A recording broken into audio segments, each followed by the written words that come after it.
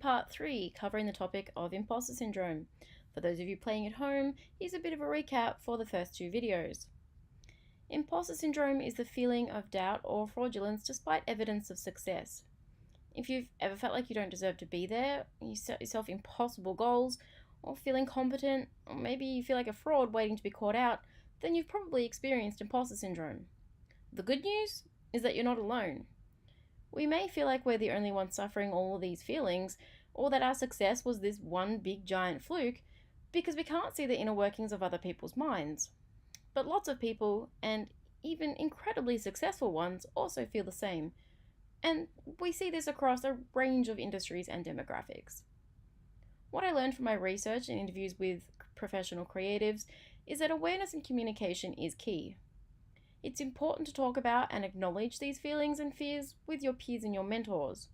Simply talking about it helps normalize what you're going through and realize that there's probably heaps of other people going through the same thing. It's only when you acknowledge your imposter syndrome that you can begin formulating strategies to overcome it. You should also try to take regular stock of your achievements. Reminding yourself of your skills, your success, and evidence of your capacity to overcome some of these fears previously can help provide perspective and reaffirm your abilities. Being aware of your limitations also helps to strive to improve and learn from these mistakes rather than chastising yourself for unrealistic expectations. On reflection, I realized that imposter syndrome is not only evident in my creative life, but in my everyday life too. It suggests that these stem from a deeper feeling of insecurity and probably have evolved out of my previous experiences. Pressure from ourselves, our parents, and our teachers to stand out, my perfectionism, and my unrealistic expectations can be attributed as the trademarks of imposter syndrome. I came to understand that there was a correlation with my level of success and imposter syndrome. When I had nothing to lose, I had fewer inhibitions, and I was less hung up on this fear of failure. As a graphic designer, I often experience self-doubt and constantly compare my work to others. And I overlook my achievements to focus on all these things that I should have done better.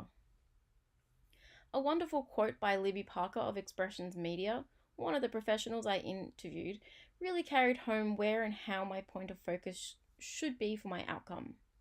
She said, "I think universities should address mental health issues early, reminding students regularly that they can seek help if they need to better manage their mental health. The thing I would want to implore to other young professionals is, please don't kill yourself working on your dream. It's okay for it to take a little while, to experience setbacks or even switch lanes. There should be a resounding message throughout all university programs.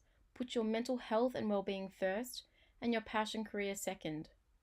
Often we are exposed to and led by people who say that if you're not at it every waking moment and burning with passion, you're not cut out for it.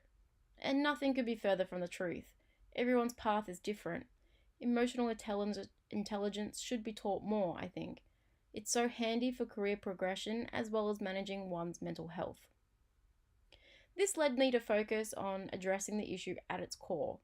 When young creatives may begin to start experiencing the symptoms of imposter syndrome and they're beginning to develop their identity as a creative. We should be demonstrating to students that they can seek help and that their feelings are perfectly valid. Providing tertiary students with a toolbox to begin to acknowledge, unpack, and develop strategies begins as an awareness campaign. For myself, hearing peers and professionals felt the same way that I did was such a huge relief and a step towards overcoming my imposter syndrome. I developed postcards that would be distributed on campus and by extension throughout other outlets wherever the draw card or the avant card stands appear. And the idea is to get students to engage with the postcard to read more.